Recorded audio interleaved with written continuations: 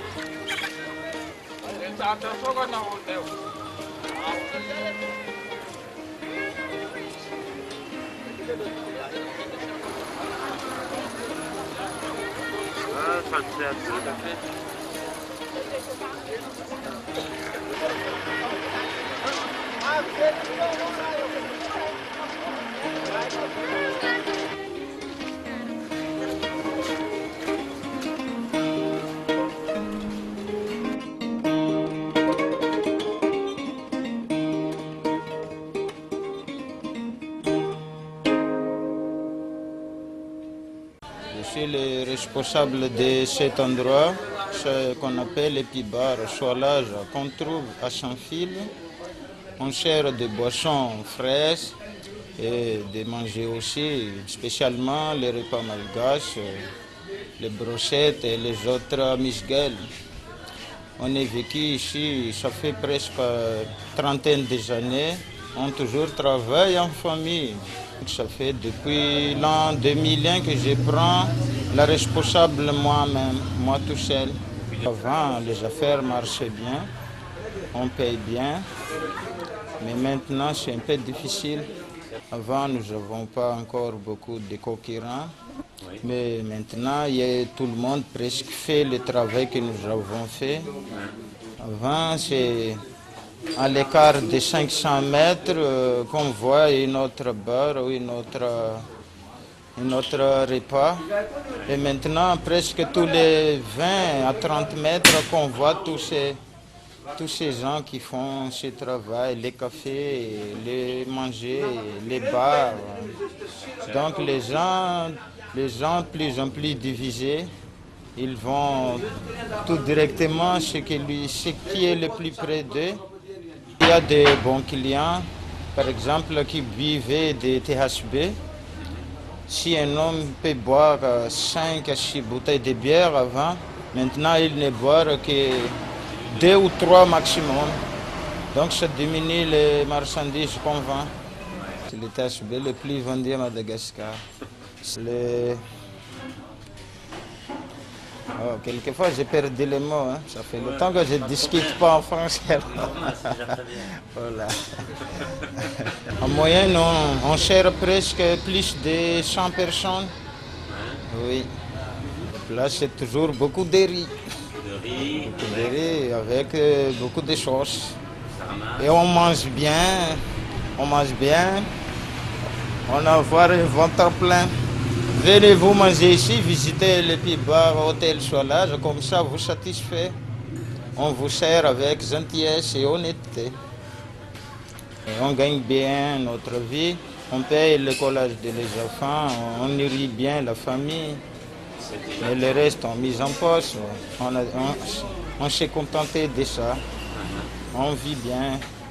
Oui, c'est dur, surtout qu'on travaille le matin jusqu'au soir à 22h, c'est dur. Oui, mais quelquefois, les vendeurs sous avant les clients, mais ça passe.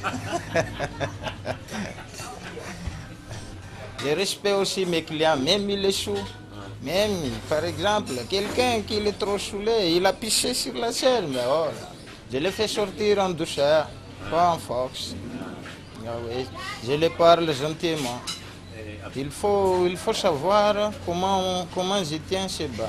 Parce que tu vends quelque chose de chaud, très chaud, aux gens, et les gens ne deviennent plus eux-mêmes. Quelquefois, les gens commandent, après finir son verre, son bouteille, il part sans payer. Si il encaisse, il dit, il n'a pas d'argent. Qu'est-ce que tu veux faire de moi? Tu veux m'envoyer à prison ou tu veux me casser la gueule? Bon. En réfléchissant, on dit en plein cœur que c'est pas pour 2 milliards ou 5 milliards que je vais faire le problème avec ce monsieur.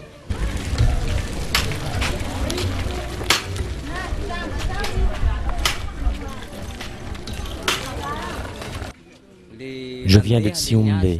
Là-bas, j'ai pu économiser pour acheter du matériel pour faire gargotier.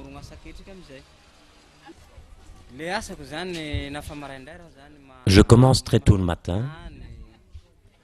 Je balaie ma gargote puis je fais des petites courses au marché de sac à main. Je prépare mes enfants pour l'école. Ensuite, je vais chercher mes bidons d'eau pour laver la vaisselle et cuire les aliments de mon petit resto. Et quand tout ça est fini, je commence mon métier de tireur de pousse-pousse. La gargote est ouverte de 6 h du matin à 9 h du soir. Je vends une assiette de manioc à 1500 FMG, une assiette de riz sans sauce à 3000 FMG avec haricots blancs et une assiette en sauce à 4000 FMG. Nous préparons 40 à 50 portions de riz par jour, y compris le manioc. Ma femme travaille avec moi et mes enfants vont à l'école. Je n'ai pas une maison à moi, mais mon métier de gardien me permet d'avoir une petite cahute, sans eau ni électricité. Mais au moins, j'ai un abri pour la nuit, pour moi et ma famille.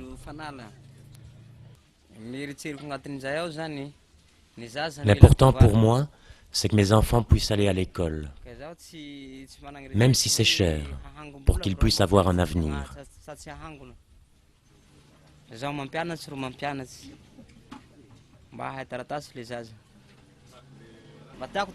Je veux qu'un jour mes enfants aient une voiture, une boutique et deviennent médecins.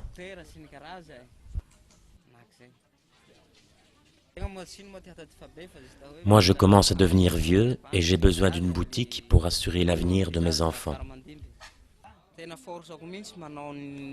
Ma force, ce sont mes 3 métiers.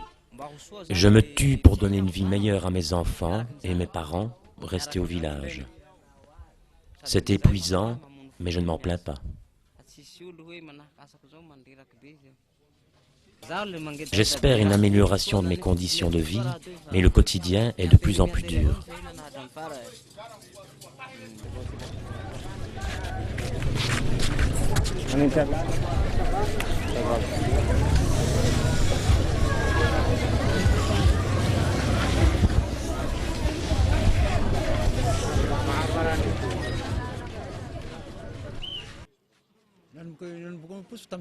J'ai commencé à tirer le pouce-pouce en 2000. Je n'ai jamais fait que ce métier. J'ai d'abord fait mes études au collège à Tsiumbe et mon lycée à Tuleyar. J'ai eu mon bac en 1987.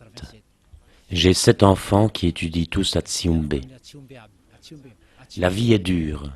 Avec ce que je gagne, j'ai du mal à subvenir aux besoins de ma famille, car il y a les études des enfants, mes parents. Pour moi-même uniquement, c'est déjà rude. Avec les clients abonnés au mois, j'ai 700 000 francs. Avec les clients occasionnels, je gagne environ 300 000 francs malgaches en plus par mois. En plus de nos difficultés, la mairie a tenté de nous imposer un examen de conduite de pouce-pouce. Ce permis nous aurait coûté 200 000 francs supplémentaires, alors que nous payons déjà une patente annuelle. Moi, je ne tombe pas malade souvent, juste 1 fois ou 2 par an parce que je suis sportif. Quand je le suis, j'ai une fatigue générale, des problèmes respiratoires, des maux de tête à cause de la toux.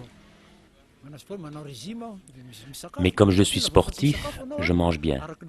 D'après mon prof de sciences naturelles, si l'alimentation n'est pas correcte, quand on fait beaucoup d'efforts, on n'a pas assez de calories. Ça fatigue l'organisme.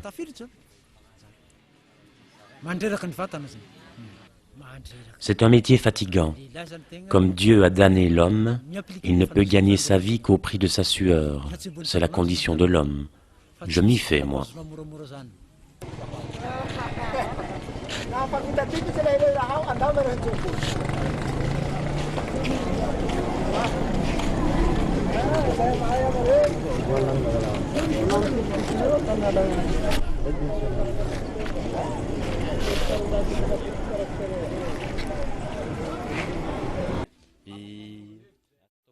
Mon métier de réparateur de vélo, je l'ai commencé en 1993. Au début, j'ai travaillé comme aide d'un réparateur et puis je suis devenu indépendant quand j'étais compétent. Je règle les rayons, fais des graissages, répare les crevaisons. Je travaille de 6h30 du matin à 6h30 du soir. Je gagne 12 500, 15 000 francs malgaches par jour. Les gros jours, 25, 35 000 francs malgaches par jour, c'est exceptionnel d'avoir plus. Je consomme environ 20 000 francs par mois pour l'eau et l'électricité.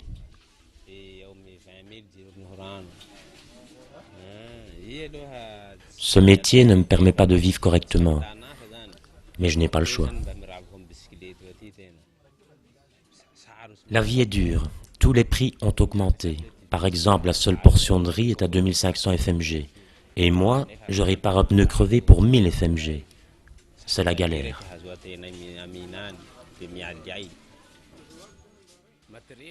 Le plus difficile dans mon boulot, c'est que l'outillage coûte cher. En réparateur, on se prête des outils.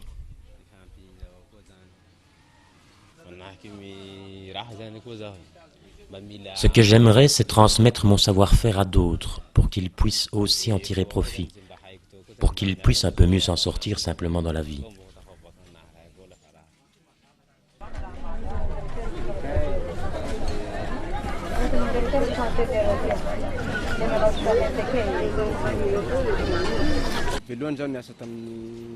J'ai d'abord été mécanicien, puis j'ai repris l'école chez les bonnes sœurs.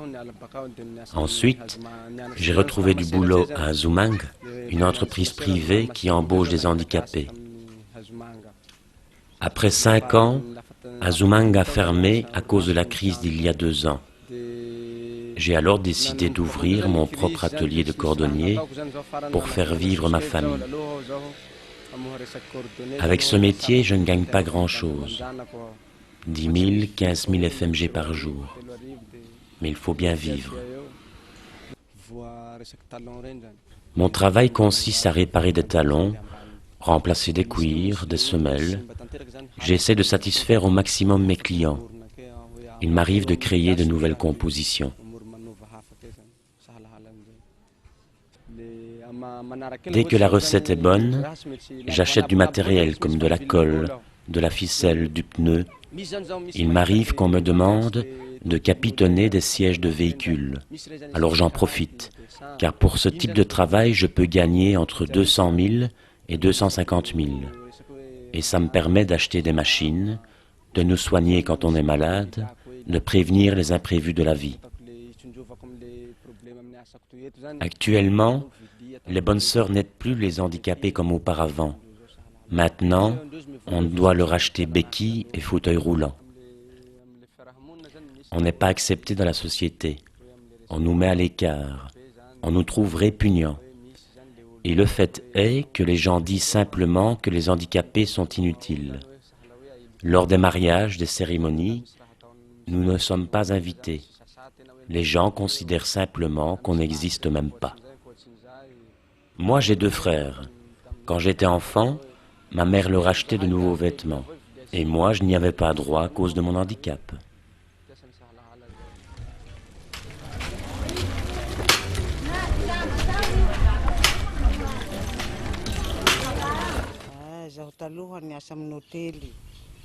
J'ai commencé à travailler dans un hôtel, mais le salaire était dérisoire. Ensuite, j'ai été embauchée en tant que ménagère dans des familles africaines. Ensuite, Karan, que j'ai laissé tomber. Et finalement, aujourd'hui, je suis bonne chez Devasa.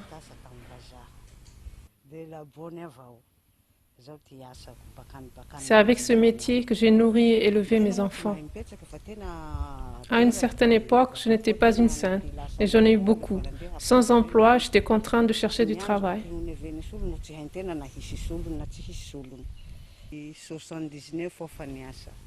J'ai commencé à travailler en 1979.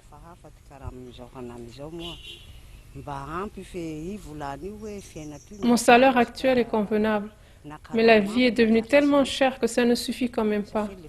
Par exemple, un seau d'eau coûte 10 fois plus cher qu'auparavant.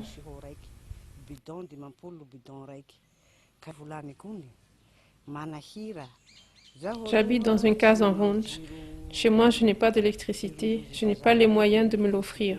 Je m'éclaire à la bougie, à la lampe à pétrole, j'achète des bidons d'eau. Quelquefois, je ne paye pas tout de suite, mais quand j'en ai les moyens seulement. Malgré mon salaire, il nous arrive, moi et mes enfants, de ne pas manger certains jours.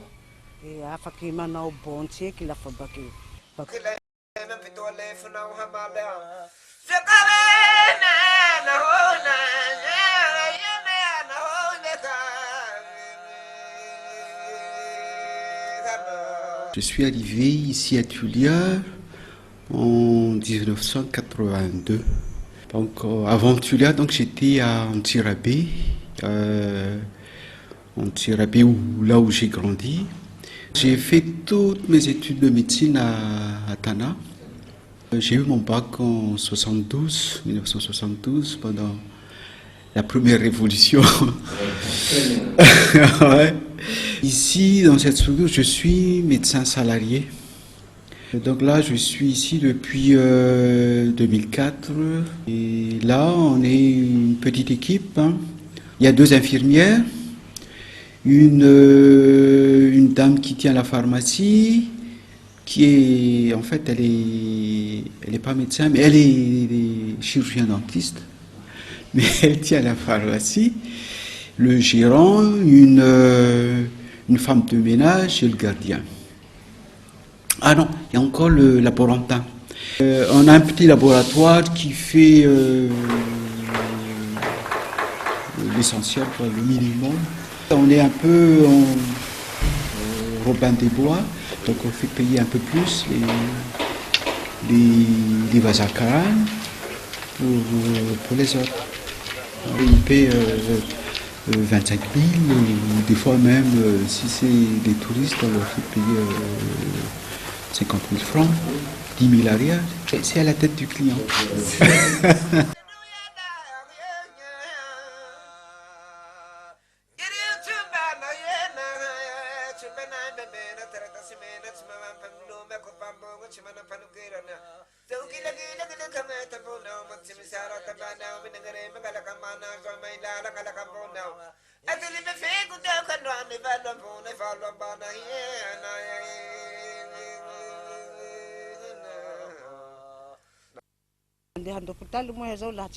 À l'heure actuelle, si tu vas à l'hôpital pour une opération et que tu n'as pas les moyens de payer, tu crèves. Auparavant, tout était gratuit. Tu pouvais être soutenu pour l'opération, les soins, les médicaments. Aujourd'hui, tout ça, c'est fini. Tout ça à cause de la politique. Avant 72, tout était gratuit. On se rend compte qu'il y a plein de gens qui meurent, qui en principe, qui n'ont pas été soignés, qui n'ont pas été pris en charge à temps. Mais quand on pense qu'en Brousse, par exemple, une femme qui va accoucher, si elle a un problème et que le bloc le plus proche est même à 50 km, il n'y a pas d'ambulance, donc comment elle va faire? Elle va aller en char à bœuf. Elle va mettre combien de temps? 2 jours, 3 jours pour y arriver avec les chaos. C'est foutu, elle est foutue. Même des petits trucs de rien du tout, je crois, moi. Un appendicite, tout bête. Hein. Disons une bronchite tout bête aussi. Ça, comme on ne se soigne pas, donc ça va traîner, il va y avoir des complications. Une grippe mal soignée, ça peut finir au cimetière. Tous les dispensaires qui existent en Brousse, il y a toujours des dispensaires catholiques partout en Brousse. Et c'est un effort que l'Église a déployé depuis le Concile Vatican II. Parce qu'on ne peut plus être crédible si on ne lie pas la foi à des œuvres. Quand j'étais à Saint-Luc, on en a formé des infirmières pour assurer les services dans ces dispensaires en Brousse. Mais j'en ai vu parce qu'on nous demandait de les former. On en a formé quelques-unes, peut-être même par dizaines, mais il y en a plein qui ne tiennent pas la route. Mais on nous a dit de les former, donc on les a formés, donc on les a rendus chez elles. Mais je suis étonné quand je vois quelques-unes qui reviennent en vacances ici, qui me disent qu'elle tient le dispensaire, elle est responsable là-bas, elle tient tout. Je suis sidéré. Elle était ici et c'était nul, nul, nul, nul.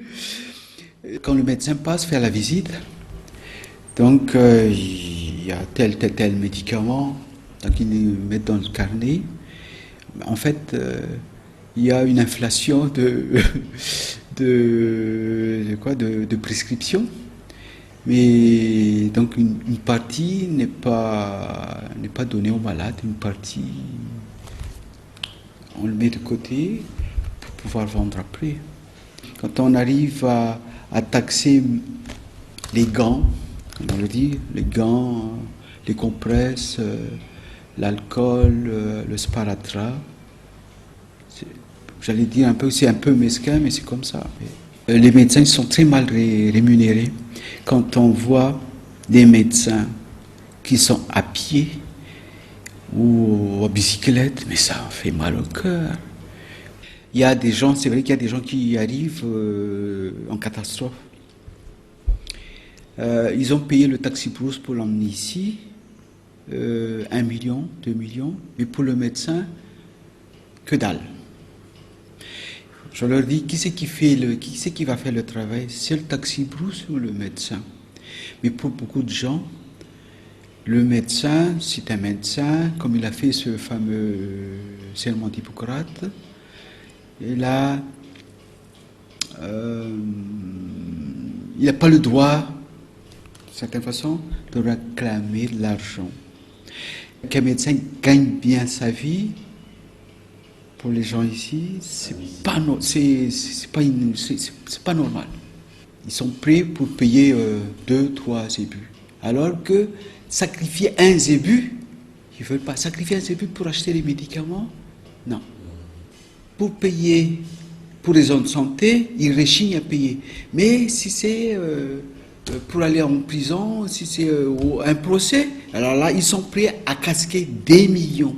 Ça aussi, c'est un peu paradoxal aussi. Pour payer le magistrat ou l'avocat, ils sont prêts à payer.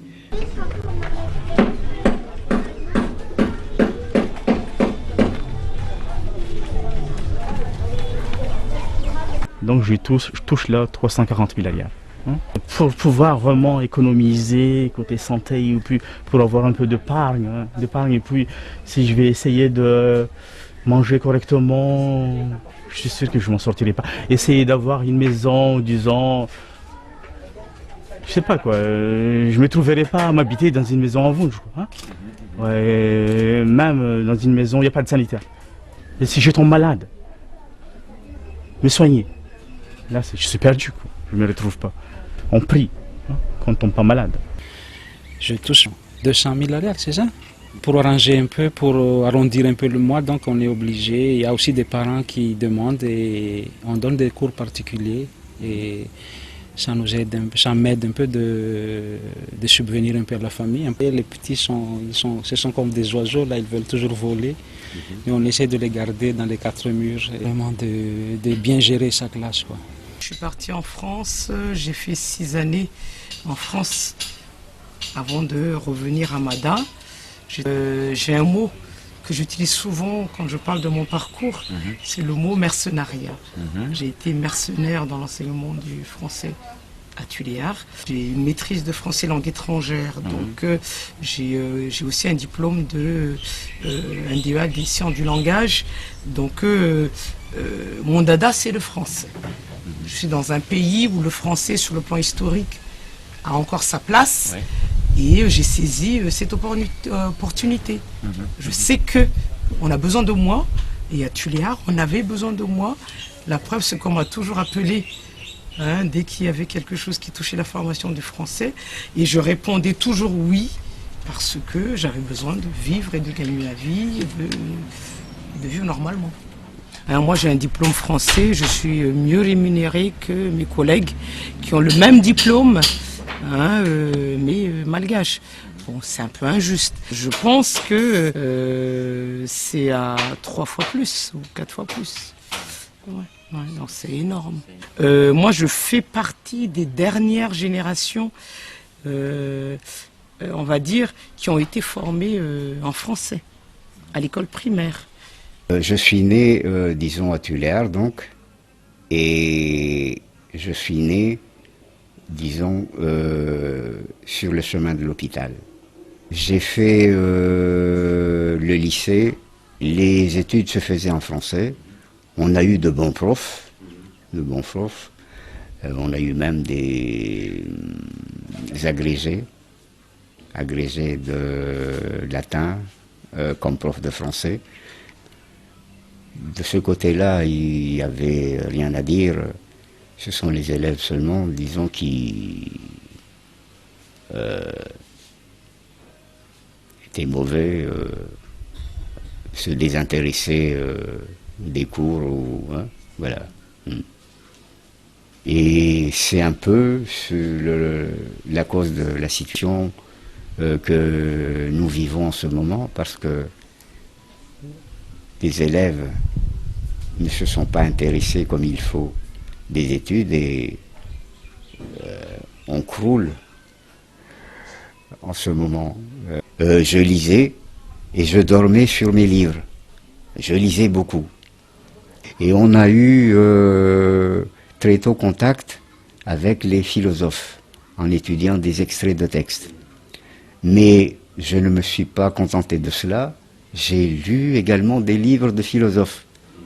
C'est pour cela que j'ai été préparé quand j'étais arrivé à Nice, où j'ai fait mes études de philosophie. On octroyait une bourse aux étudiants en guise de récompense aux élèves les meilleurs. Je suis revenu au bout de ces 4 ans et j'ai demandé tout de suite à enseigner. J'étais tout impatient d'avoir des élèves. Il fallait voir mon impatience. Un peu, si tu veux, on peut dire le type gorgé de savoir qui est impatient d'avoir des élèves devant lui pour déverser les connaissances, c'est ça, hein? Oui. Mais surtout, je voulais illuminer en quelque sorte les petits malgaches, quoi.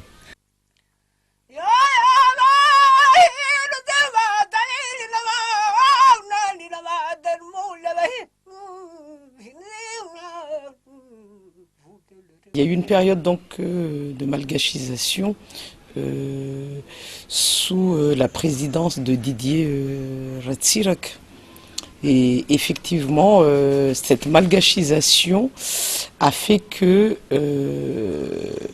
comme l'enseignement, le statut du français avait basculé au niveau de la politique linguistique, au niveau du pays, le français était donc relégué à un statut de français langue étrangère. Ce n'était plus la langue d'enseignement dans les écoles malgaches. C'était une malgachisation à outrance, on peut dire. Ça a été mené de front avec des gens qui ont cru bien faire, à mon avis. Moi, je suis d'accord sur le principe, c'est-à-dire de scolariser les enfants dans leur langue maternelle dans un premier temps.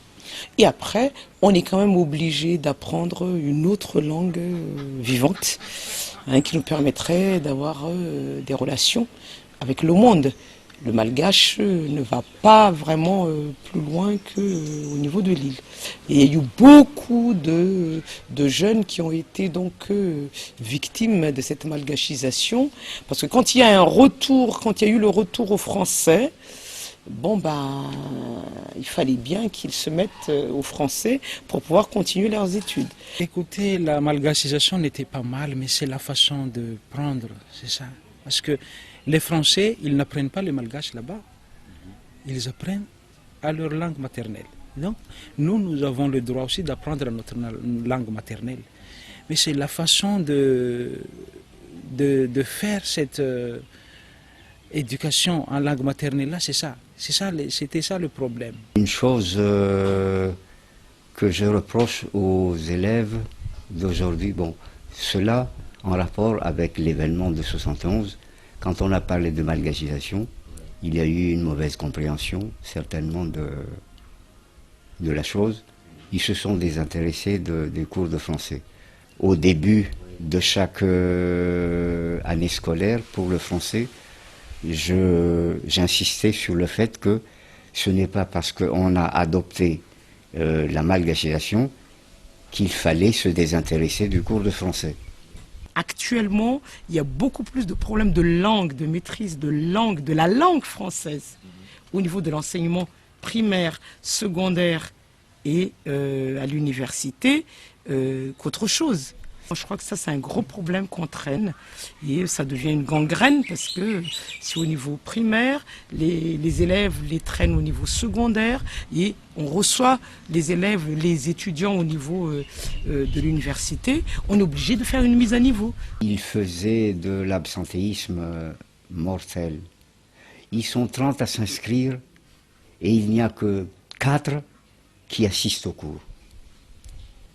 Mais ils sont nuls. Ça, et oui, on peut comprendre la chose. Hein. C'est pour cela que j'ai donné, justement, après, la liste des auteurs philosophiques, pour qu'ils prennent contact avec ces auteurs-là. C'est peut-être ça, il y a de la politique, peut-être dans la politique politicienne, je veux dire. Et peut-être là, on essaie de former des ignorants, si on peut le dire là. Cette situation dans laquelle nous baignons, hein, nous ne pouvons accuser personne. Le malgache ne doit accuser que lui-même. La politique de l'éducation à Madagascar, c'est une sorte de projet, quoi. Il y a l'UNICEF qui veut financer l'État et on essaie donc d'adopter le projet d'UNICEF parce qu'on veut avoir de l'argent. Parce que l'État est pauvre. Donc il n'y a pas vraiment de programme national. L'éducation donc, à Madagascar, ça dépend du financement de l'extérieur. Si on prend une ville comme Tulière, hein, il y a ici peut-être 3 CEG et un lycée. Surtout comme écoles qui appartiennent à l'État. Les autres établissements, c'est la majorité, à 80%, c'est des établissements catholiques. L'Église joue un rôle très important dans l'éducation à Madagascar. Vous pouvez aller dans toute la province de Tulière et partout à Madagascar, il n'y a pas de ville où il n'y a pas des établissements catholiques. À la rentrée scolaire, il faut voir comment les familles se saignent et se serrent la ceinture. Je ne parle pas d'école privée, je parle d'école publique. Il y a toujours des choses à payer que les familles ne peuvent pas honorer. Oui. Maintenant, aujourd'hui, si on a 5 enfants dans une famille, il y a beaucoup de familles sur Tuléar qui sont obligées de choisir lesquels on va envoyer à l'école. Je n'arrive même pas à envoyer tous mes enfants à l'école. Certains y vont, d'autres pas, d'autres sont sans emploi. Dès que j'ai gagné un peu plus, j'ai mis mes enfants à l'école privée. Je préfère mettre mes enfants à l'école privée. Là-bas, c'est plus sérieux. Parce qu'à l'école publique, par exemple, les enseignants qui prennent les choses à la légère ont une semaine de congé à la fin du mois pour pouvoir faire la queue pour toucher leur salaire. Et pendant ce temps, les enfants n'ont pas de cours.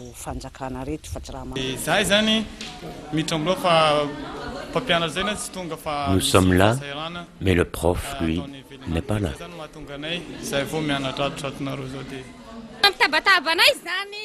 Nous discutons dehors parce que le prof n'est pas arrivé.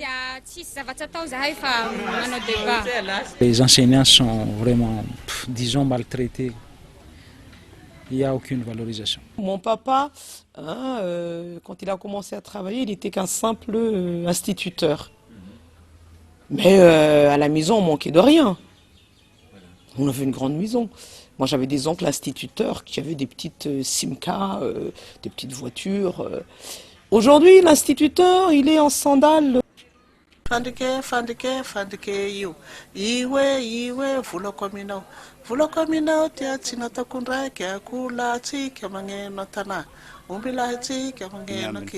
J'ai commencé à jouer de la valie à l'âge de 15 ans.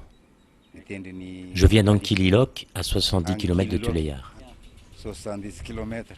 Je n'ai pas d'autre moyen de survie que la musique actuellement, sauf au temps de mon travail de gardien à l'Alliance française. Ma vie, c'est ça. Si je trouve de l'argent, je mange, sinon rien.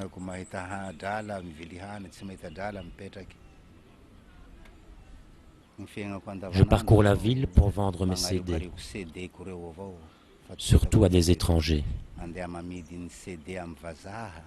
Grâce aux ventes, je peux payer mon loyer de 50 000 francs malgaches par mois.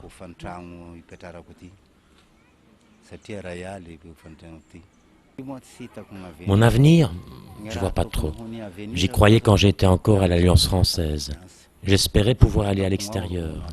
J'avais d'ailleurs participé à un concours sur RFI.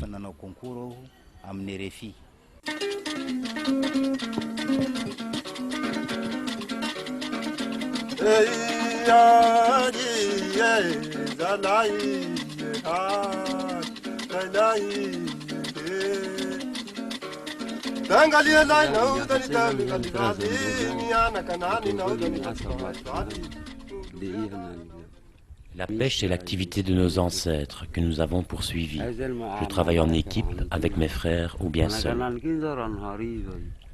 Nous partons à la pêche l'après-midi quand la mer se retire et nous revenons le matin quand la mer remonte.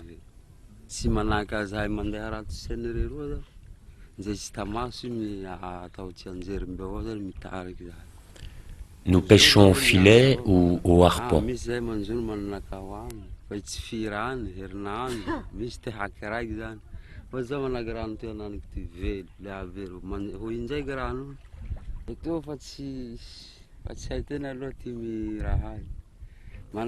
C'est un travail qui aujourd'hui n'est plus tellement rentable.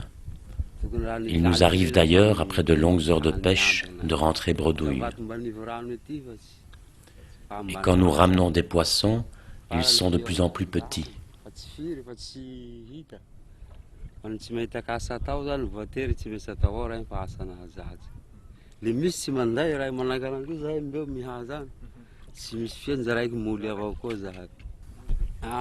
Quand il pleut, nous ne pêchons pas.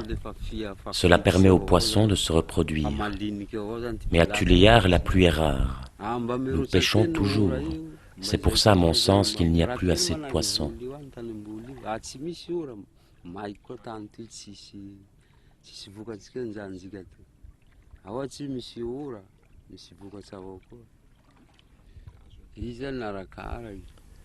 Quelquefois, si Dieu le veut, nous gagnons 1 million de francs malgaches par jour. Mais c'est rare. La plupart du temps, nous ne gagnons seulement que 50 000 francs, voire 10 000 francs.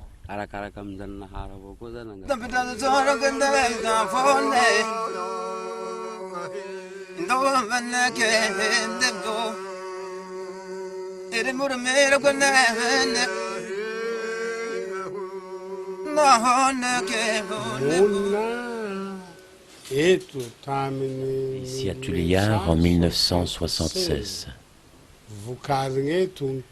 On cultive du maïs à la saison des pluies, aussi du manioc. Mais pas cette année parce qu'on n'a pas de bouture à cause de la sécheresse de l'année passée. Si on trouve des semences, à partir de mars, on cultive aussi des flageolets, qu'on appelle ici pois du Cap.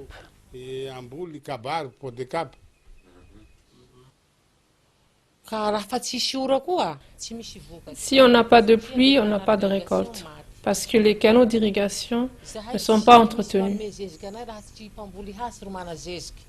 Nous n'avons pas d'engrais. Seuls les cultivateurs de coton en bénéficient. Et en plus, actuellement, il y a beaucoup de sauterelles qui ravagent nos récoltes et nous n'avons aucun insecticide pour protéger nos plantations. Nous avons 4 hectares de terre. Chez nous, les Ntandjoui, notre plat de base, c'est le manioc. Comme on est 16 à la maison, on est embêté puisqu'on ne peut pas cultiver cette année faute de semences. La terre est fertile. Le problème ici, c'est l'eau.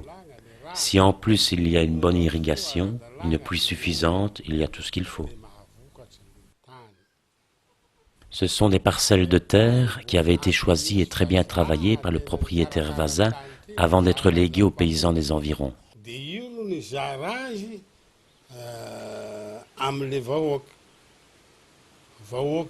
Ce n'est pas par le fait d'une terre fertile que je me suis installé ici. Dans l'Androuille, la terre est aussi fertile, malgré la sécheresse. À cette époque, le Vaza en question voulait offrir des parcelles à des paysans qui n'en avaient pas. J'ai saisi cette opportunité, j'ai pu avoir mes terrains et je suis venu vivre ici. Cela fait longtemps que je suis venu ici à Tuléar. J'ai commencé à travailler à la SPM, la Société pétrolière de Madagascar. Mais le salaire était extrêmement bas, vraiment merdique. Je ne m'en sortais pas. J'ai préféré devenir paysan. Je suis comme ça.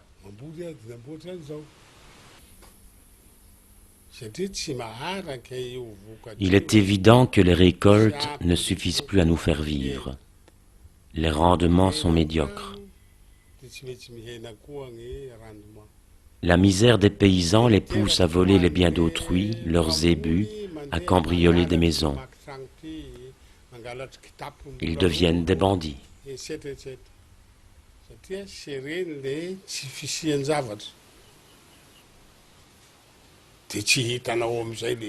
C'est l'insécurité totale. Et si tu veux faire venir des gendarmes, ça conduit à ta perte, car ils sont de mèche avec eux.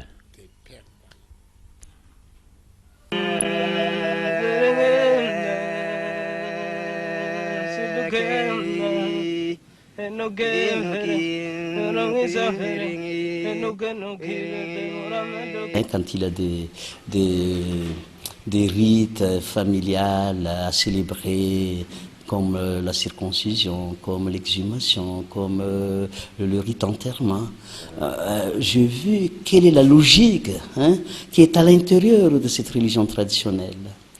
Et je vois que c'est une religion qui est quand même, qui se réfère à une transcendance, à Janahar, à un Dieu créateur, mais c'est une religion quand même qui reste une religion utilitaire. Parce que la religion traditionnelle, dans la plupart du temps, qu'est-ce qu'on fait quand on prie? Des prières de demande. Les biens qu'on demande, c'est des biens vraiment terre à terre. Donc on demande la santé, on demande la richesse, on demande les peu, voilà. Un malgache, je pense qu'il n'oublie jamais la tradition, ne serait-ce que pour toute activité, pour commencer toute chose, toute festivité ou bien toute activité importante dans la vie, il faut penser aux ancêtres. Même s'ils étaient depuis longtemps en Europe, en revenant dans la case familiale, au sein de la famille, quoi. N'oublie pas les ancêtres, quoi. On peut pas vraiment se passer de sa coutume. Je suis Vejo, donc je respecte les coutumes Vejo et on fait la circoncision, l'enterrement et tout ça, on respecte encore. Vejo, donc c'est parce que Madagascar, donc il y a 18 tribus officiellement. Donc les Vejo font partie de ces tribus parce qu'il y a les Mers, il y a les Betsleo, il y a les Sakalav, tout ça. Donc les Vejo font partie des 18 tribus malgaches. Vejo, donc ça veut dire que nous travaillons à la mer, nos ancêtres, donc, et il y a la pirogue, il y a comment on appelle la rame, et là ça c'est ce qu'on appelle en notre langue donc le V, mi-V, fi-V, donc en malgache fi-V. Donc c'est un impératif un peu, donc Vejo, caillou Vejo, donc c'est ramer, donc ça veut dire le Vejo, ramer en impératif. C'est ceux qui rament. Ceux qui rament, voilà. Je fais partie des Vejo qui ne savent pas nager, quoi. Très peu connaissent également ces traditions, en parlant des Vejo même, C'est du côté du vécu. Bon, les enfants sont là, vivent les situations, mais on ne leur enseigne pas du tout cette tradition. Et on ne s'est pas étendu non plus sur le sens des gestes, des comportements rituels. La Vasa, quand elle accouche, la Vasa, elle prend tout de suite la douche, hein, tandis que le Malgache, pendant des semaines, pas de douche, touche pas l'eau. Si elle touche l'eau, c'est les bouts des doigts. Pendant des semaines et des semaines. Après l'accouchement, on ne se baigne pas, on reste cloîtré dans la maison, on ferme tout. Moi, j'ai une fille qui travaille chez moi et elle a 3 enfants. Ouais. Il y en a une qui a déjà pratiquement 10 ans, puis il y a 2 qui sont venus. Mais c'est elle qui élève les enfants. Tout simplement parce que jusqu'à aujourd'hui, le papa n'a pas encore réussi à faire les foumbes. Ouais. Il faut qu'il fasse le foumbe pour les enfants et qu'il fasse le foumbe pour elle. Là, hein, les enfants sont considérés comme à elle. Et je pense que pour l'homme, ça doit être quand même dur de savoir qu'il a des enfants qui ne sont pas ses enfants aux yeux, hein, de la communauté. Les conséquences deviennent des sanctions venant de la communauté, de la société. Par exemple, si un oncle se fait opérer, donc tout le monde vient. Et la famille leur donne à manger à midi. Ils restent là toute la journée. Pourquoi? Parce que comme je vous ai dit tout à l'heure, on n'est pas malade, comme ça on est malade parce qu'on a jeté un sort. Et si tu ne viens pas là, c'est que c'est peut-être toi le jeteur de sort, c'est peut-être ta faute à toi. Même si je suis chrétien, je respecte les traditions. Par exemple, si quelqu'un me demande la main de ma fille, il faut qu'il achète un zébu.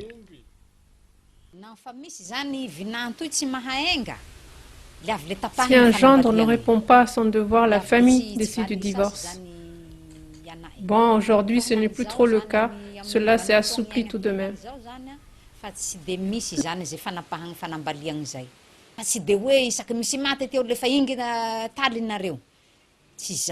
Le gendre n'est vraiment obligé d'apporter un zébu qu'à la mort des parents de sa femme. S'il n'y parvient pas, sa femme est mise aux enchères. Et c'est celui qui apporte le zébu nécessaire qui la possédera. Le vieux qui meurt, il rentre à la maison. C'est ça la pensée. Il rentre, donc on peut fêter. Bon, on ne considère plus cela comme un malheur. Voilà. Il y a un décès, on est dans le sud. C'est dur. Ouais. Payer un zébu, payer ceci, payer cela, hein, le Fumbanrazana, la tradition et tout ça, ça tombe comme ça tout d'un coup et le mois il est perturbé. Hein. Dès qu'il y a quelque chose, ils ne peuvent pas s'en sortir. Et à Tuléar, ce que j'ai remarqué, hein, je ne sais pas si vous en aviez entendu parler, c'est que les petits fonctionnaires malgaches, comme les instituteurs, institutrices, quand ils n'ont pas de quoi assumer les accidents, les incidences qui se passent dans le mois, où vont-ils? Moi, je vais vous le dire, ils vont auprès d'usuriers. Et les premiers usuriers de la ville de Tuléar, c'est les tireurs de pousse-pousse. Nous, les tireurs de pousse-pousse, nous ne prêtons pas d'argent, sauf aux professeurs et fonctionnaires. Les intérêts peuvent être de 50 à 100%. Quand nous avançons 500 000 francs malgaches, ils nous rendent 750 000 francs ou 1 million de francs malgaches le mois suivant.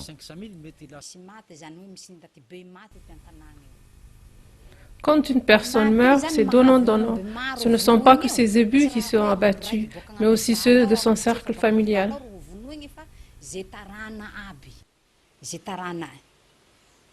La tradition, je la respecte en famille. Et quand j'ai un pépin, je suis tout seul. Alors quand je n'ai pas les moyens, je ne paye pas.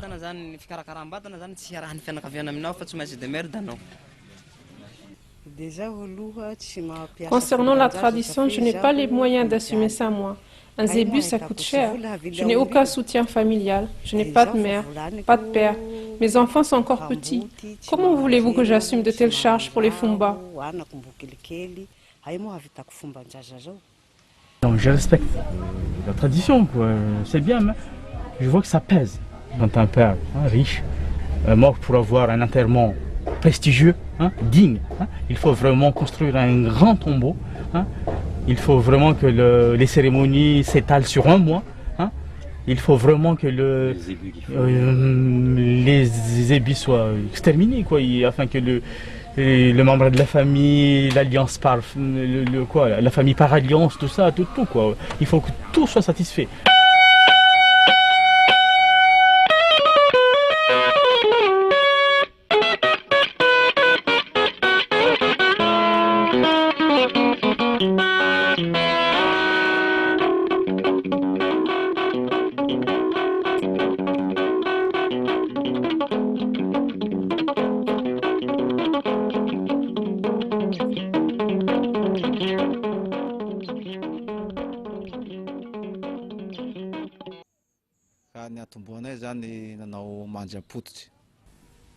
On a commencé à jouer dans des veillées de rites traditionnels comme les circoncisions ou les enterrements.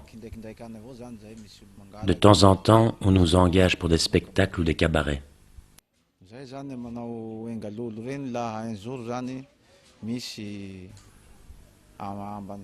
Quand nous jouons pour une fête funéraire en brousse, nous gagnons 4 millions, 3 millions de FMG pour une journée. Le chef de groupe gagne la moitié de la somme.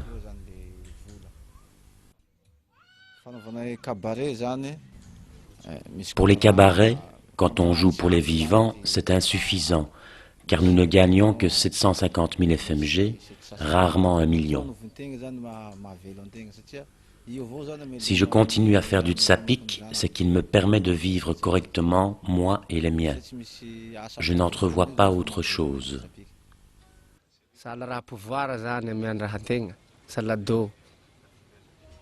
Le tsapik est un don. Mon rêve, c'est d'être appelé à chanter à l'étranger. À Tana, déjà, ce serait magnifique.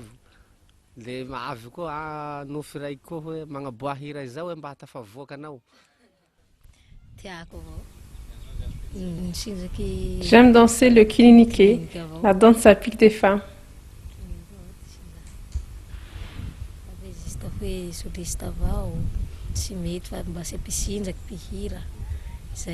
Les solistes, le chanteur ne suffisent pas. La présence de danseuses dans un groupe attire beaucoup de monde et ainsi d'autant plus à la fête.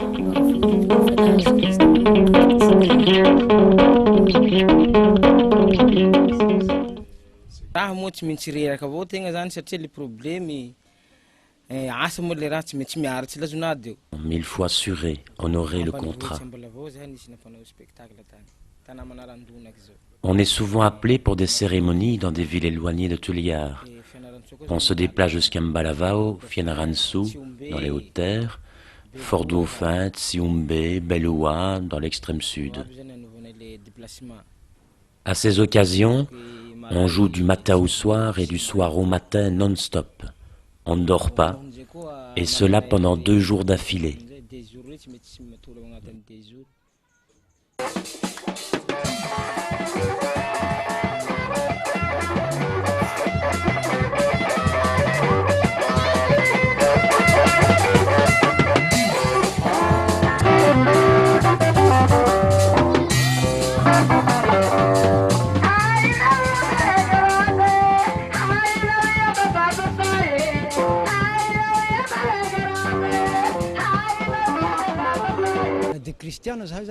En tant que chrétiens, nous respectons la tradition.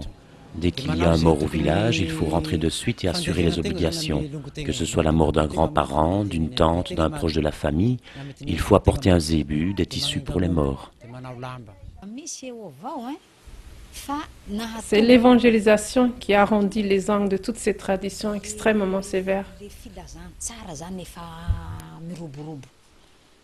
Il y a beaucoup de chrétiens, qui viennent à la messe le dimanche. Mais les autres jours, ils vont consulter parce qu'ils vont ouvrir une petite épicerie. Ils vont consulter d'abord le Enumbias pour lui demander, un divin guérisseur, pour lui demander est-ce que c'est le jour faste pour commencer cette ouverture de mon magasin ou de mon épicerie.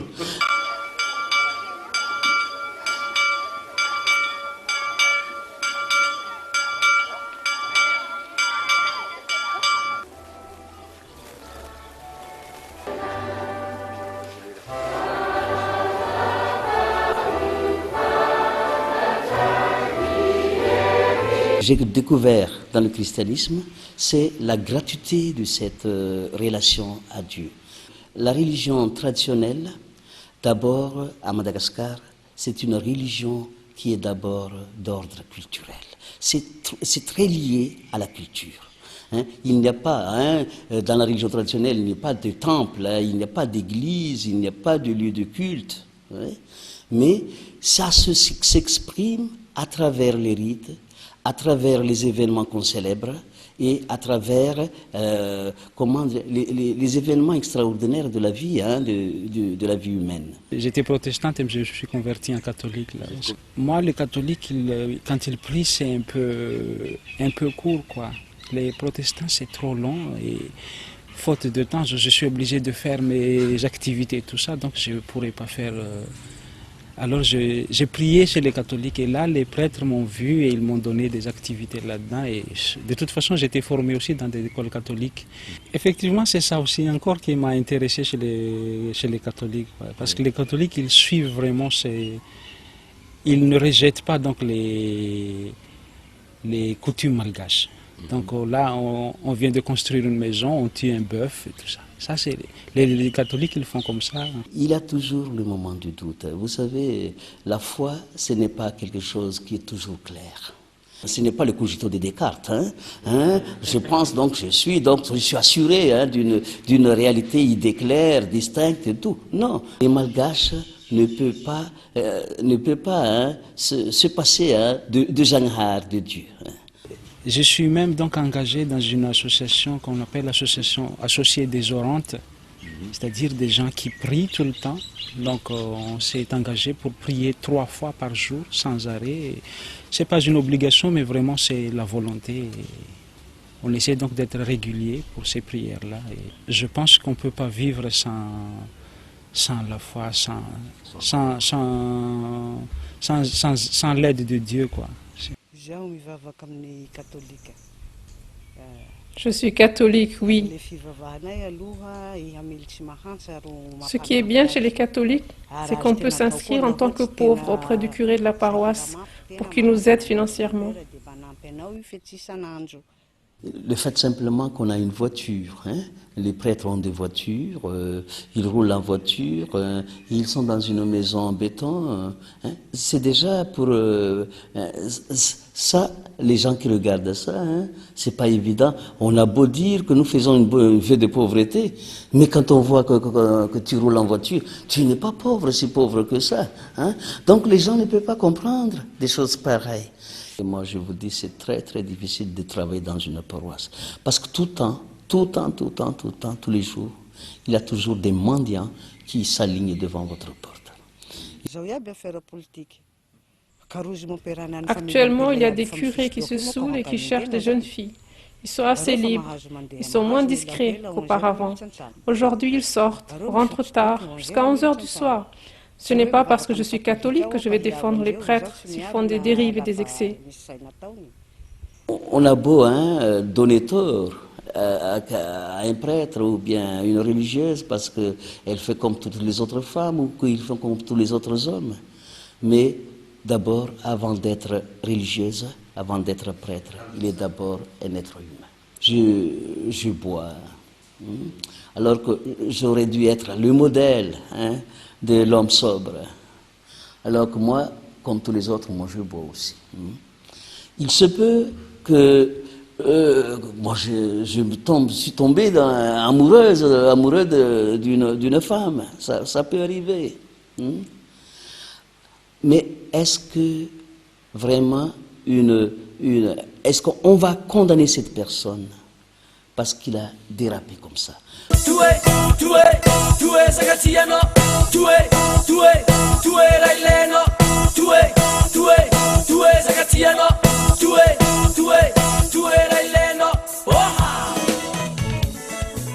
C'est vrai que dans notre culture malgache, le rapport au corps est très très fort, hein, et le rapport au sexe est très fort. Hein. De plus en plus, à Madagascar et dans toutes les grandes villes surtout, hein, il y a comment les gens qui s'adonnent à la prostitution, des filles qui s'adonnent, des jeunes filles hein, qui s'adonnent à des prostitutions. Ce que j'aime le plus, c'est pas trop jeune, pas trop vieux. Si on fait l'analyse hein, et qu'on essaie de comprendre pourquoi hein, cette recrudescence de la prostitution, d'abord il y a le phénomène de la pauvreté. La plupart de ces jeunes filles qui sont prostituées, ce sont des filles qui ont déjà des enfants à nourrir, abandonnés par leur père, abandonnés par leur conjoint. Donc, toutes seules, elles se trouvent et elles se donnent à ça pour pouvoir survivre. Qu'est-ce qu'elles vont faire, toutes ces jeunes qui viennent de la brousse, qui viennent des lycées, du CEG de brousse et qui viennent à Tulière, alors que leurs parents n'ont pas les moyens de les faire nourrir convenablement. Même à l'université, vous savez, je suis témoin chaque jour. Je suis témoin chaque jour de la souffrance de ces étudiantes qui sont là. Hein, le bourse qu'ils gagnent, hein, ça ne représente rien, hein, c'est 150 000 francs FMG, hein, 200 000 francs FMG. Pour boucler le mois avec 200 000 francs FMG, comment voulez-vous faire? La bourse, ça dépend des niveaux. Un niveau A, 20 000 rials par mois. Un niveau B, 25 000 rials. Un niveau C, 30 000 rials. Un niveau D, 40 000 rials par mois. Avec 20 000 rials, c'est rien. Comme moi, si j'ai des bourses 20 000 rials, j'essaie avec un body comme ça et c'est fini. Donc, il faut trouver un partenaire, vous savez, pour sponsoriser. Ce n'est pas l'absence de moralité, hein. Je crois que c'est plutôt la crise qui est au fond des choses. Vu la situation actuellement, c'est sûr qu'il y a beaucoup de femmes ou de jeunes filles qui se prostituent pour gagner un peu plus ou gagner leur vie. Mais je ne pense pas que la majorité de ces jeunes qu'on voit aujourd'hui se lancer à faire cela, elles vont vraiment en faire un métier. Oui. Parce qu'un métier, oui, à Diego, du temps de la Légion française, il y avait des femmes qui étaient vraiment des prostituées, avec des cartes de prostituées, sinon elles ne pouvaient pas entrer dans les lieux fréquentés par les légionnaires, qui étaient suivis sur le plan médical. Ça peut-être, c'est des femmes qui ont toute une vie vécue de la prostitution. Mais les jeunes qu'on voit aujourd'hui, c'est lié au fait qu'elles n'ont pas de quoi vivre. Mais le simple fait que on n'ait pas de quoi s'acheter des fringues, des habits, de quoi être coquette, de quoi être à la mode, c'est suffisant pour se dire je vais peut-être coucher 2 nuits, 3 nuits ou quelque temps pour avoir le nécessaire. Oui, il y a des étudiantes qui continuent leurs études, mais qui, avec les conditions de bourse qu'elles ont, accepteraient volontiers de coucher avec quelqu'un. Il y a beaucoup de filles qui se mettent avec les les étrangers qui passent, les étrangers qui sont là, parce que tout simplement elles ont un rêve, un idéal, elles veulent quitter ce pays pour aller vivre en Europe ou ailleurs. Ouais, je cherche un mari. Dans les copains, Gache ou Vaza, ou plutôt Vaza, ou plutôt Gache? Vaza. Ça devient un objectif. Donc elle ferait tout pour se coller à des Vasas qui passent. Ça marche pas avec X. Hein. Bon, je vais continuer avec Y. Peut-être que j'aurai ma chance. Peut-être que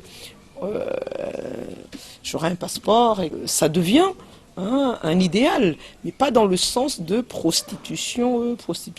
Là, qui prennent des cours à l'Alliance française même, des cours particuliers pour pouvoir justement dialoguer, atteindre leur objectif. Là maintenant le problème avec les Vasas, simplement par exemple la Tuléar, c'est la sexualité quoi. Les Vasas, il y a les vieux Vasas qui s'amènent avec des petites filles malgaches et tout ça et ça change vraiment la mentalité, c'est ça le problème. Donc il y a des Vasas qui ne se comportent pas bien aussi, peut-être des retraités, tout ça. Parce que avant les Malgaches, donc ils sortent, les filles malgaches, ils sortent avec des hommes malgaches ou des hommes en particulier. Donc ils ne demandent pas de l'argent, ils ne demandent pas, elles n'étaient pas capricieuses quoi. Mais là avec les Vasas maintenant, elles sont trop capricieuses et exigeantes et tout ça, donc vu la pauvreté, un malgache ne peut pas satisfaire ses besoins. Cadeau, combien de cadeaux on peut donner comme ça à ta main? Combien? Il ne donne pas de l'argent, mais il achète du collier pour le Dora et comme ça. Ouais. Il ne donne jamais d'argent. Parfois, le cadeau, c'est aussi de l'argent parfois. Parfois, mais... Oui, pas toujours. Et quand il donne parfois? Je ne sais pas, ça dépend. Ça dépend. Ouais. De combien? Peut-être 500 000 francs, 750 000 francs, je ne sais pas, peut-être 1 million. Parfois même, il envoie d'argent. Tiens, c'est pour toi, pour faire tes besoins, comme ça. S'il t'aime bien, par mois. J'ai vu une jeune fille âgée 18 à 25 ans avec un Vasa de 60 à 70 ans. C'est comme une petite fille et son grand-père pour moi. Bon, mais ils ont dit que l'amour n'est pas de limite. Bon, mais on sait tous. Mais c'est de l'intérêt qui compte à ce moment-là. Le vieux a intérêt pour avoir une petite poupée à jouer, mais le petit poupée, il a besoin de la monnaie pour vivre quoi. Et pour faire vivre aussi la famille quelquefois, sa famille.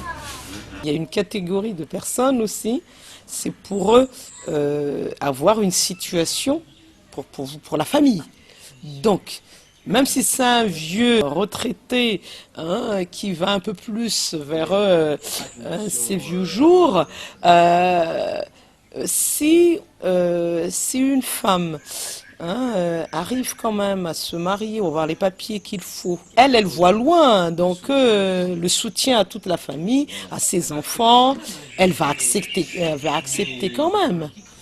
Le vieux, même s'il est grincheux, s'il a vraiment beaucoup d'argent, il y aurait quand même des jeunes filles ou des femmes qui tomberaient facilement dans ses bras, tout en sachant que ça ne va pas durer éternellement, quoi. Et qui essaieraient peut-être, il y a un autre moyen aussi qui se pratique, malheureusement ou heureusement, ça dépend du point de vue, mais qui essaierait d'avoir un enfant de ce vieux monsieur retraité, parce que en faisant valider la nationalité du gamin, on peut changer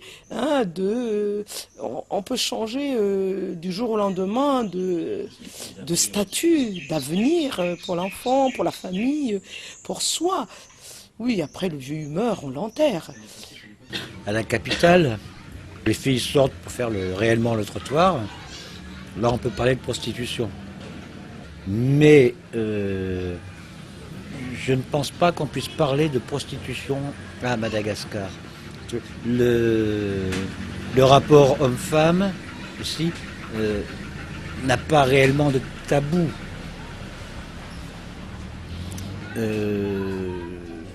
C'est une relation naturelle de rencontre, d'envie, de désir, de tout ce qu'on peut mettre dans le désir, quoi. Mais bon, bah là, c'est complètement assumé, c'est affiché, c'est pas tarifé. Bon, non, une rencontre est une rencontre, et puis ça va pas plus loin que ça. Ouais, dans des fêtes en brousse, c'est difficile de passer un moment de la nuit tout seul. Hein. Les choses se font naturellement. Et ça a toujours existé, Madagascar, ça, la libre union. Oui.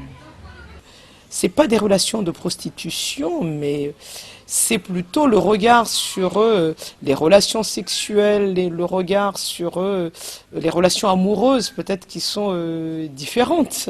Oui, c'est pour moi, j'adore les vieux, pas pour jeunes. Pourquoi t'adores les vieux? Il y a de l'argent. Les touristes, ils donnent 20 000, 15 000, 30 000. Les résidents, ils donnent 50, 40, 30, 25 000. Moi, avant, j'ai fait comme ça. J'ai 5 mecs qui lui ont envoyé l'argent. J'adore l'amour. Les gens font l'argent. Il veut donner, je prends. S'il ne donne pas, BG. Oui, j'adore. Je te dure la vie, Amada. Je suis le fil via la chambre avec Vaja.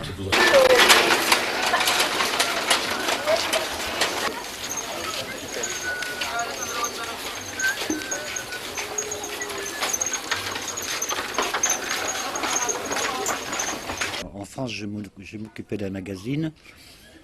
Et puis, j'en avais fait le tour, j'en avais un petit peu marre. Puis j'habitais à La Rochelle, puis La Rochelle c'est les bateaux, on a toujours un peu bougé. Et puis j'avais deux destinations un petit peu en tête. Il y avait trois, pardon. Il y avait les Antilles, parce que La Rochelle, les Antilles c'est un boulevard, on y va assez vite. Et puis la Nouvelle-Calédonie, où des copains étaient prêts à m'accueillir là-bas pour que je refasse du reportage, parce que je m'étais mis freelance. Et puis une copine me dit « Ah, j'habite à Murunda, vers Madagascar. » Et puis boum, d'un seul coup, ça fait un petit, comment dire, il y a eu un déclic. Étant gamin, je collectionnais les timbres. Et non, mais c'est une histoire vraie. Et Madagascar, là que j'ai revu les timbres, les papillons, les couleurs, les machins, j'ai dit « Hop, c'est là-bas que je vais. » Et j'étais venu pour 3 mois, bon, mais il y a 20 ans que ça dure. Vous savez, mon boulot, c'est l'écriture. Et j'ai trouvé ici, enfin, pas Tullhuard seulement, mais en brousse, parce que on a notre maison en brousse. Et je sais pas, un rythme de parole, des couleurs comme ça qui me sont évoquées, une musicalité, ont fait que, et puis plus de situations quand même qui sont ici extraordinaires, il nous arrive sans arrêt des trucs pas possibles, dans le bien, dans le moins bien, dans le très bon, etc. Et qui sont des sujets qui me fascinent dans l'écriture de romans. On vit dans des villages ici. Donc bon, je suis l'étranger du village, ce que je dis. Ça, mais tout va très bien, on m'emmerde pas à cause de ça. Si j'ai quitté l'Europe, c'est tout simplement que ça commence à m'agacer, ça commençait déjà à m'agacer. Tout ce rythme de vie effréné, tous ces machins, des interdits partout. Attention, je ne parle pas d'interdits tels que ceux qu'on a ici, qui sont plutôt des fades, des tabous et tout. Mais là-bas, tu peux plus fumer ton clope, tu regardes une fille dans les yeux, tu te fais engueuler ou tu te prends une baffe. Non, bon, des choses comme ça. Moi, j'ai la chance de pouvoir bénéficier de quelques bourses en France pour l'aide à la création littéraire. Ça, ce sont des choses qui comptent. Il y a des livres qui se vendent, et puis bon, il y a mes chroniques dans le journal Les Nouvelles, qui sont un apport, et puis etc. C'est un travail d'observation, enfin un travail, j'aime pas ce mot. Hein. C'est le résultat d'une observation quotidienne. Mais tu vois ça, bon, Voilà, par exemple. Bon,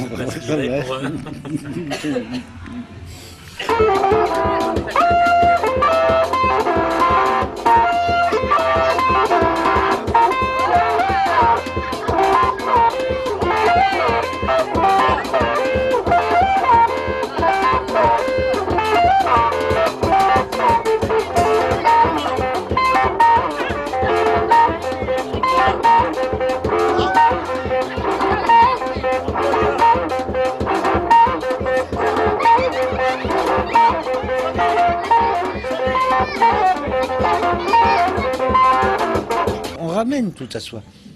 Et tout ce qu'on peut prendre autour de nous, observer, entendre,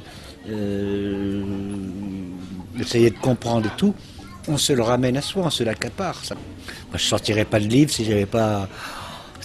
Je grignote tous les jours un petit peu. Là. On n'invente pas un livre, c'est la vie qui vous le donne, c'est votre entourage qui vous le donne.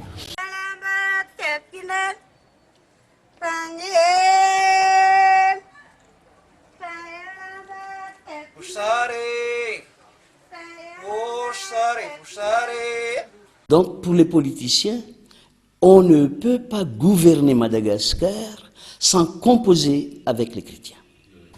Écoutez, à Madagascar, donc, les dirigeants malgaches savent très bien que les malgaches sont des croyants. Ils ont peur de Dieu, les malgaches. Donc ils profitent ça, politiquement, ils profitent vraiment ce problème-là et ils essaient donc de faire des discours vraiment en tant que croyants. Il y avait même des présidents malgaches qui étaient vice-présidents d'une église, d'une institution religieuse à Madagascar. Donc, les malgaches, donc, quand vous dites de Dieu devant eux, donc, ils s'affaiblissent, ils croient que c'est un bon homme, c'est un bon monsieur, c'est un bon président. Donc, ça, les politiciens, ils savent ça, donc ils en profitent. Le marxiste a bien raison quand il dit « mais la religion, c'est quoi? C'est l'opium du peuple. » C'est l'opium du peuple parce que c'est une consolation. Hein? C'est une manière de consoler toute une masse majoritaire qui sont complètement en marge de tous les systèmes de l'organisation du mode de production. De toute façon, la démocratie, c'est un peu flou encore au Madagascar. Tout ce que Tirana a fait, c'est pas bien. Donc on laisse tout. Tout ce que Ratsiraka a fait, c'est pas bien. Ravalman a laissé. Tout ce que Ravalman a fait, c'est pas bien. C'est le Inde qui le... C'est ça le problème. Donc on ne prend pas vraiment ce qui est bien et on essaie de continuer, on change tout. Tout le monde s'est mis à la débrouille, tout le monde, c'est chacun pour soi. Et Dieu pour tous maintenant. Même si je piétine mon voisin, c'est moi d'abord. Et ça se retrouve partout. Où qu'on aille, c'est toujours comme ça. Et même, il y a plein de gens qui ne savent plus où est la limite. Quand on leur dit, mais c'est pas normal ce que tu fais là. Mais non, mais tout le monde fait comme ça. Mais voilà. Et tout le monde fait comme ça. Et l'exemple. Où que tu ailles là maintenant, il faut que tu allonges. Tu vas à la mairie, il faut que tu allonges. Tu vas au Fouctan pour un petit truc de rien du tout, il faut que tu allonges. C'est une société malade c'est une société, disons-le, schizo, quoi. À la fois malgache et à la fois français, qui ne sait plus où est-ce qu'on va aller, on ne sait plus où est-ce qu'on va aller. On est désorganisé. La société, ce sont des ignares. Voilà la simple explication. Quand on l'a fait sur 72, on était fiers, mais là, on n'est pas fiers de l'avoir fait 72. Non, j'en suis pas fier. Et ce qu'il y a aussi, c'est qu'à mon avis, si on est là où on est maintenant, c'est notre faute aussi.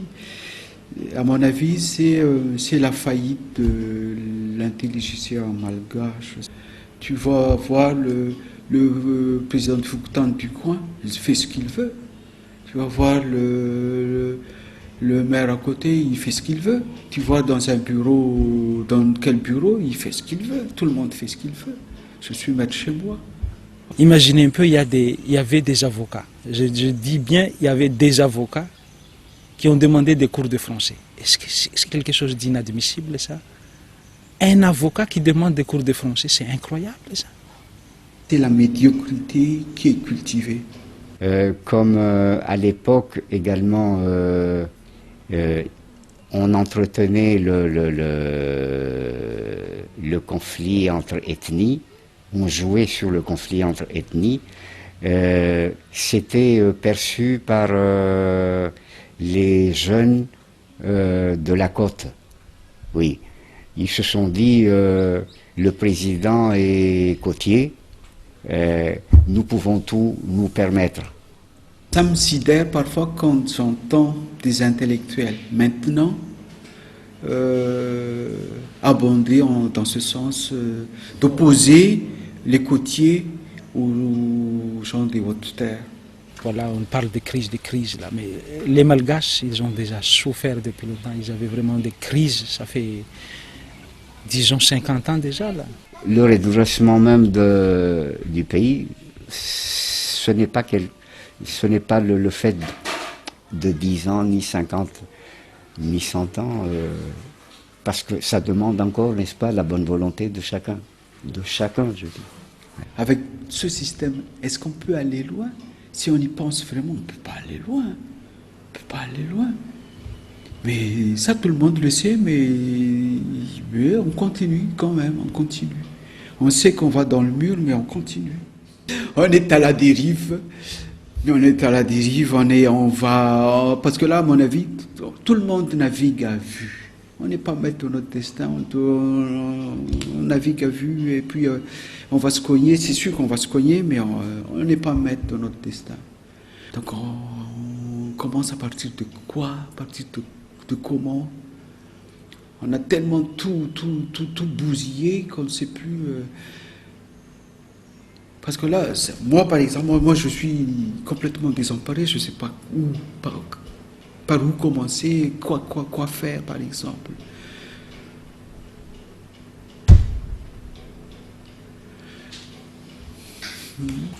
On ne peut accepter que l'aide qui nous aide à nous passer de l'aide. C'est ça la belle phrase de Ratsirat. Mais finalement, pourquoi on n'est pas encore passé de l'aide là? C'est parce que jusqu'à maintenant, donc, on a essayé d'accepter des aides qui nous ont enfoncés dans l'aide. Voilà. Donc ce ne sont pas des aides. S'ils nous ont vraiment aidés, Madagascar s'en est sorti déjà. Les ONG, le problème, ce sont les coordonnateurs. Donc ils essaient d'empocher l'argent et ils font des rapports, blibla. Et on dit que ça marche bien ici, le WWF, le Madagascar National Park, tous les ONG qui œuvrent à Madagascar. Finalement, ça ne passe pas. Moi, j'ai vu Ravalman, revenu du Japon, il a demandé des projets japonais à Madagascar. Il a trouvé 52 projets. À son retour au IVAT, il a dit, ces projets-là, si on a vraiment bien travaillé, ça allait sortir Madagascar de la pauvreté, finalement. Où sont passés ces projets, où sont passés ces ONG, ces aides? Je ne sais pas. Bienvenue aux ONG, etc. et tout, mais à condition qu'ils ne nous emmerdent pas avec des 4x4 qui coûtent plus cher que le puits, quoi. Je suis dans la commission d'eau. Alors les projets sur Tuléar, c'était essayer de chercher des quartiers où vraiment les gens ils font la queue pour avoir de l'eau. Faire la queue pour avoir de l'eau, ça signifiait se lever à 4 heures du matin, des fois même à 3 heures du matin, parce que les débits n'étaient pas suffisants. Donc, il fallait faire la queue très tôt.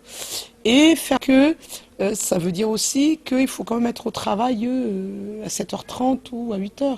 Les enfants qui font la queue, il faut qu'ils soient à l'école.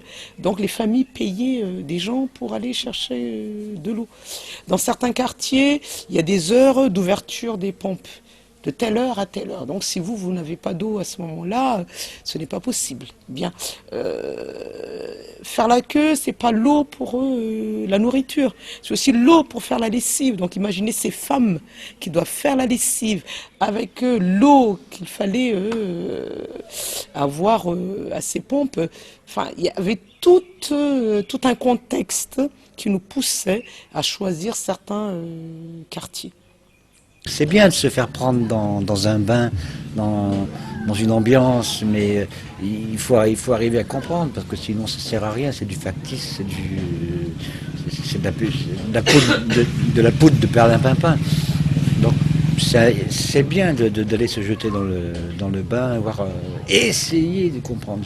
Ce mot essayer, il est important, parce qu'on est loin d'avoir tout compris.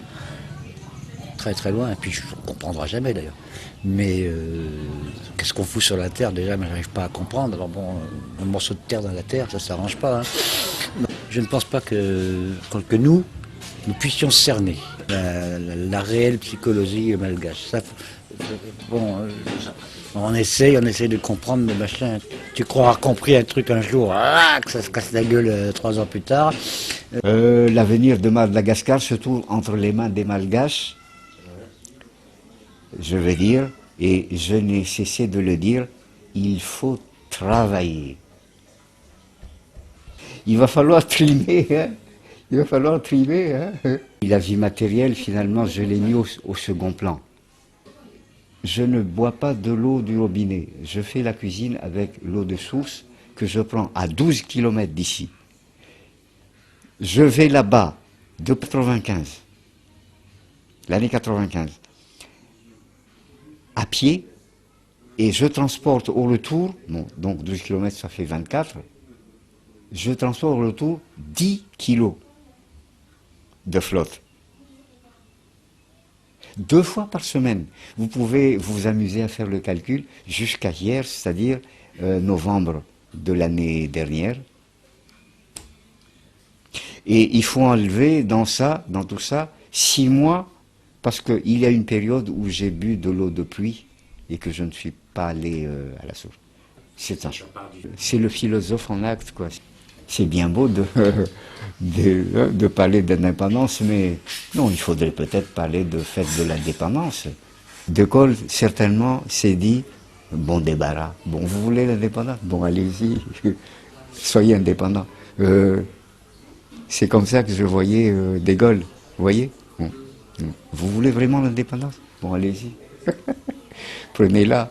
Ouais.